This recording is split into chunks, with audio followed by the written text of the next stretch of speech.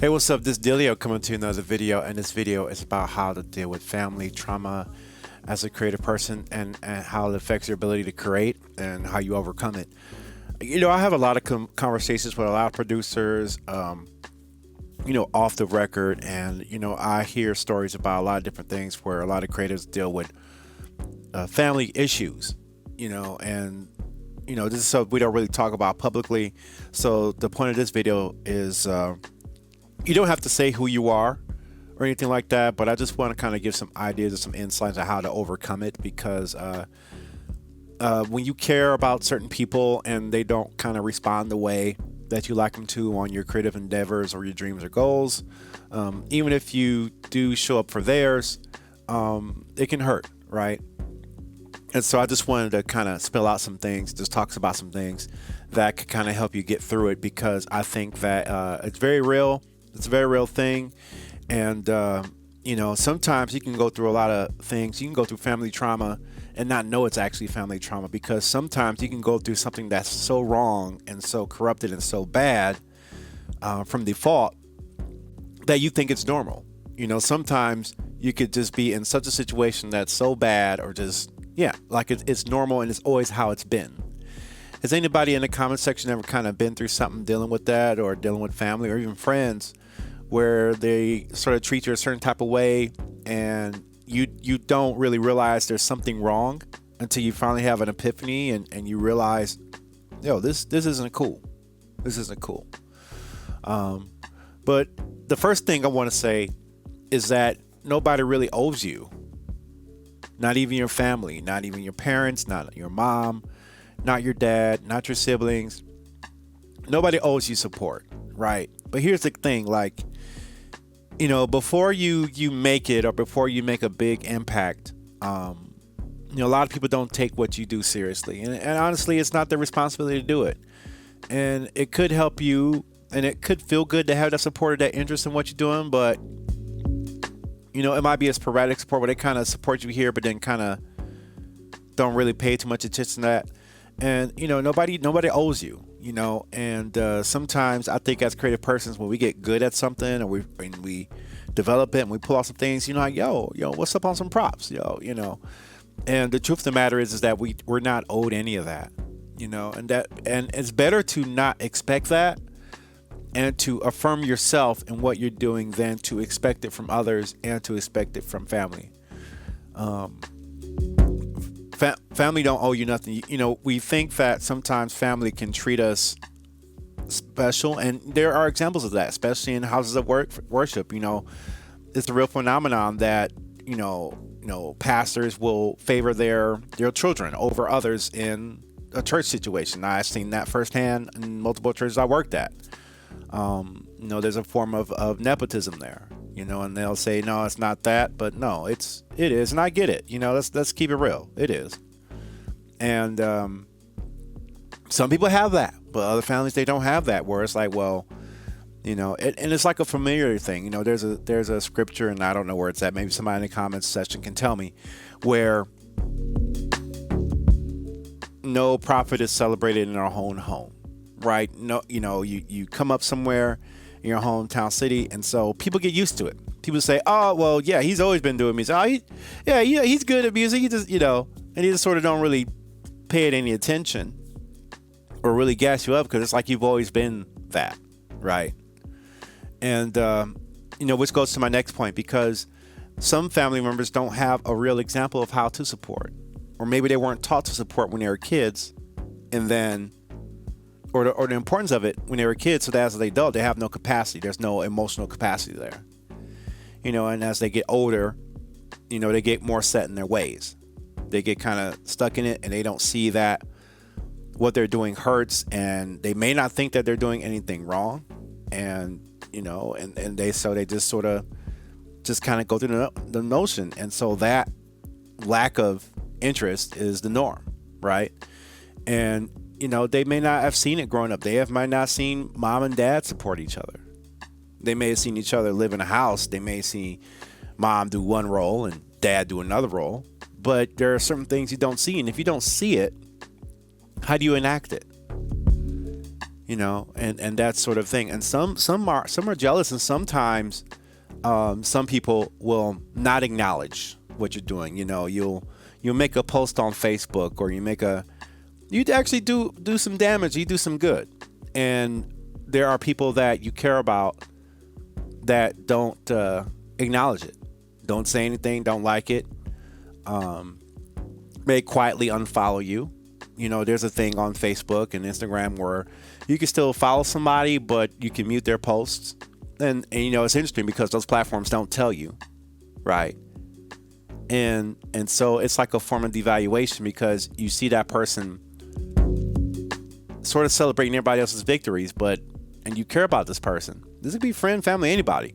You care about this person, but for some reason, whenever you achieve or come up, they don't have anything to say. And it's almost like a sick game, because they can say, well, I didn't say anything negative. And it's like, you're right. You didn't say anything negative, and you didn't say anything at all. Right? And so what that kind of can do, and sometimes it's kind of a twisted tool to make you pay more attention to them. But again, you're making the mistake of projecting what you believe in the good about yourself onto other people that may not have that same good that they have. And that's why sometimes it can be shocking when certain people act a certain way, because you say to yourself, well, I wouldn't do that. So then, and the mistake of projection is to say, well, then that means that they shouldn't do that, when that's the exact thing that they do. And so I just want to advise you, or just kind of say, hey, maybe you should be careful on what good about yourself you project on the others, because if you expect other people to think or move in a good way like you, sometimes you could be taken off guard, and those people shock you. I'm like, dang, why didn't, it's a shocking thing, and because of this treatment, it's easy to internalize and say, well, geez. And if this has been going on for years, and for some people it's been going on for a very long time, this happens for years, and then you think to yourself, well, I guess nothing I do is good enough, because now you're making a mistake of internalizing how you're treated. And what happens is, the mistake is now you start to value the opinions of others more than you do yourself, because this person's always sort of avoiding your greatness, when you think that they should be the main one that embraces it. But sometimes, did you know that sometimes your greatness can make other people uncomfortable? Do you know that your greatness can make certain family members uncomfortable? And if they don't have the right mindset, they could feel like it's a threat. Or with the wrong mindset, they can think like it devalues them just by how great you are. You can come from the same place and feel bad about yourself because you're not at another level. And I'll be the first to tell you, I got friends from home that are doing big moves. They're hitting all the check marks and family, or hitting all the check marks that a grown man is supposed to do. The family, the wife, marriage, kids, all that stuff. You see them doing that. And because you didn't do it in a similar timeline, the mistake is that you think that, well, dang, where did I miss the memo at? Let's be real in the comments. I think there's some people like, growing up, you see certain milestones achieved, and then you're like, kind of like want to achieve it at the same time as them, so y'all can both share. And the mistake is that I think that comes from, elementary school and grade schools, because you're at an age where you're being cultivated to grow. You're at an age where you're learning how the way the world works. So it's like, okay, well, if you're in ninth grade, I'm in ninth grade, right? Okay, you graduate, I graduate. Okay, so in 4 years, you out of college. All right, and then 4 more years, all right, you married, I'm married. And then, okay, but it doesn't tell you how the world actually works. But if nobody's saying that, you kind of come to weird conclusions on your own. Not always, but sometimes you come to weird conclusions on your own. And, and that's why it's easy to kind of internalize things and to kind of sabotage your own self-belief, putting it on sandy ground and not putting it on solid foundations, right? And it's a mistake. And if you don't really have anyone there to talk to about it or coach you through it, or at least correct it, you suffer. Like, real talk, you suffer. You're in the darkness, and you can pray about it, but there are seasons of darkness that we go through, and there are things that we're like, wow, this was wrong. This was not cool. I'm supposed to have checked this, but I didn't know to check this. Because sometimes you're taught to tolerate negative things. Sometimes you're taught to tolerate disrespect. Sometimes you're taught to go through all this stuff. And when you go to somebody who you care about, who has authority or that you respect, and then you ask them about that, and they sort of kind of give you that whole, well, we'll just pray about it thing, and not give you actual tools. Now, after coming to that person and asking, well, dang, this person is doing this, and you just kind of think, well, that's just how it's going to be. But that's not how it is. So you can overcome that. And, some of these people that we care about a lot don't have the same ability to understand that. And sometimes, family and friends that you care about, sometimes they make decisions that affect you in a negative way. You could be just going on your life, trying to find your own way. And everybody has situations that come up on it, but sometimes there are other situations that people bring upon themselves, and they make choices that affect you. They do things that affect you, and then, get mad at you for having an issue with the choices that they make. Or if you feel a certain type of way, they don't even want to ask you why you feel the way that you do, and they don't understand that. Non-creative people in that aspect, and everybody has their things, but I think that people who are not in a creative capacity may not have ability to have empathy for those who are creative. But I think it's important to have empathy for those who aren't creative, and to understand that maybe they might have a capacity to understand what's going on, how they make you feel, or how you're making them feel, or the ability to even have a conversation and talk to you about it. Or you might deal with certain family members when you finally say, hey, I want to talk about something, and then they brush you off. You really have to say, all right. And this is going against doctrination of being shown to sort of put up with it because they're family. Put up with it because they're your friend. All right. And then something bad happens because you finally say no to it. You finally say no to the abuse. You finally say no to what was normal or appeared normal, which was actually wrong. And when you don't have that peace, it's hard to sit down and create, because now you feel like what you're making doesn't have much value. Now you feel what you're making doesn't have much value to it. And then you start hating what you make. You start hating the tracks you make. You don't feel like that they got any value to it. You feel like they don't have any good things. You feel like that this beat's whack. Oh, that song's whack. I don't like these lyrics. And that's a result of you internalizing that treatment without the right mindsets as far as how to process it and deflect it.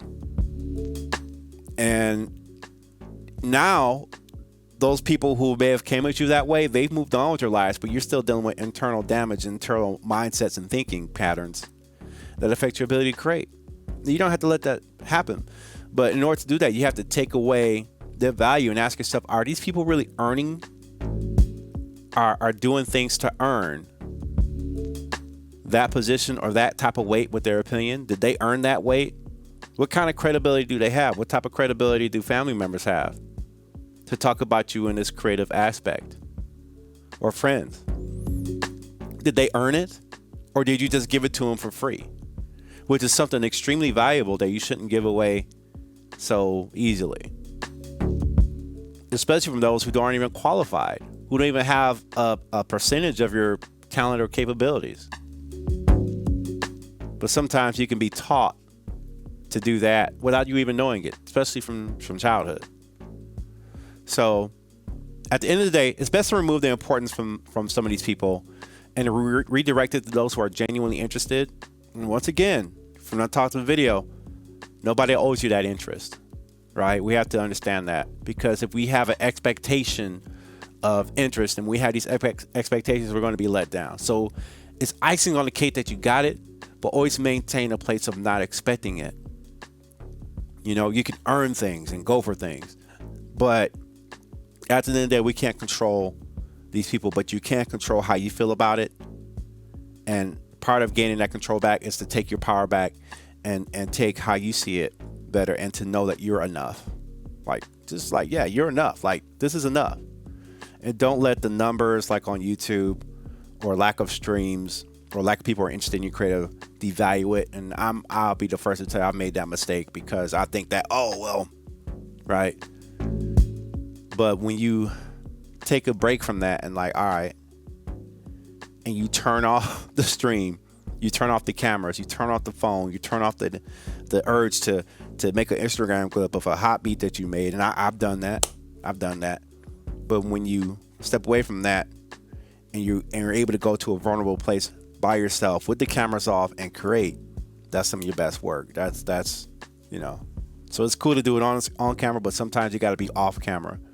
Well, I think a lot of professionals don't upload what they're doing or film it, especially at the top level, because they need to have that space. They have to shut out the world. And we can't shut off the world with our phones in our hand or even on our desk when we're creating, right? So that's my talk about that. I hope that helps somebody. That's the whole point of this, is to help somebody. If you like this type of content, subscribe to Dilio T2K YouTube channel. I'm Dilio, and I'll see you on the next video. I'm out. Peace.